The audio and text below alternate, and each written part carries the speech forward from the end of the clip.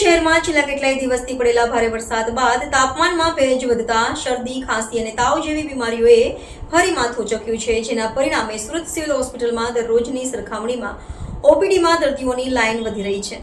શહેરમાં dengue, malaria અને ઝાડા ઉલટીના રોગચાળાને કારણે હાલ ગંભીર સ્થિતિ ઊભી થઈ છે। ઝૂંપડપટ્ટી અને ગીચ વસ્તીવાળા વિસ્તારોમાં અપૂરતી આરોગ્ય સુવિધાઓને કારણે રોગીઓની સંખ્યા ઝડપથી વધી રહી છે।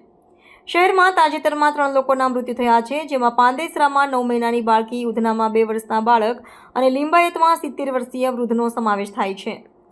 તમામ કિસ્સાઓમાં ઝાડા ઉલટી અને તીવ્ર તાવના લક્ષણો જોવા મળ્યા હતા। માત્ર સુરત સિવિલ હોસ્પિટલ અને સ્મીમેરમાં જ છેલ્લા 15 દિવસમાં રોગીઓની સંખ્યા ચિંતાજનક રીતે વધી છે, જેમાં ડેન્ગ્યુના 242, તાવના 210, મેલેરિયાના 115, ઝાડા ઉલટીના 88 કેસો નોંધાયા છે।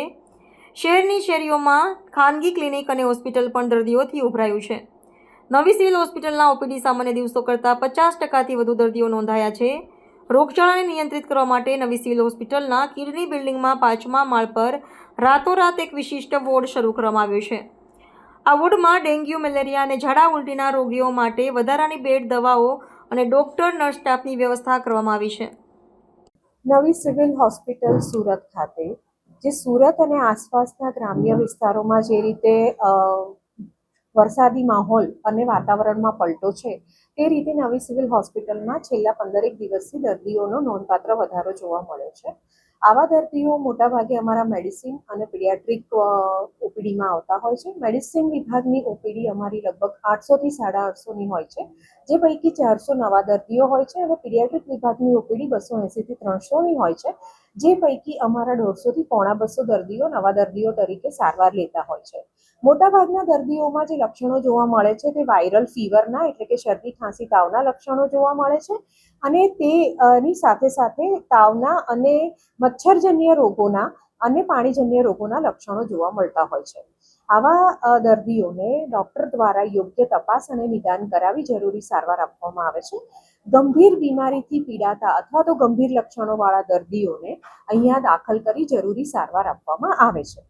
નવી સિવિલ હોસ્પિટલનું તંત્ર આ માટે સુસજ્જ છે। નવી સિવિલ હોસ્પિટલમાં પીડિયાટ્રિક વિભાગમાં અત્યારે 180 વોર્ડની તૈયારી છે અને તે ઉપરાંત જો જરૂર પડે 50થી 60 ખાટલા અને નવો વોર્ડ ચાલુ કરવાની તૈયારી થઈ ગયેલ છે અને જેના માટે સ્ટાફ, ઇન્ફ્રાસ્ટ્રક્ચર અને દવાઓનો જથ્થો એની વ્યવસ્થા કરવામાં આવેલ છે। તેવી જ રીતે મેડિસિન વિભાગમાં જો જરૂર પડે તો નવો વોર્ડ ચાલુ કરી અને તેને માટે પણ સ્ટાફ, ડૉક્ટર્સ અને દવાઓનો જથ્થો ની વ્યવસ્થા કરવામાં આવી છે। જરૂર પડે સુપ્રિન્ટેન્ડન્ટશ્રી દ્વારા એના માટે જરૂરી નિર્ણય લઈ જરૂરી પગલાં લેવામાં આવશે। સિવિલનું તંત્ર જે પણ કોઈ પરિસ્થિતિ છે એને પહોંચી વળવા માટે સુસજ્જ છે અને કટિબદ્ધ પણ છે।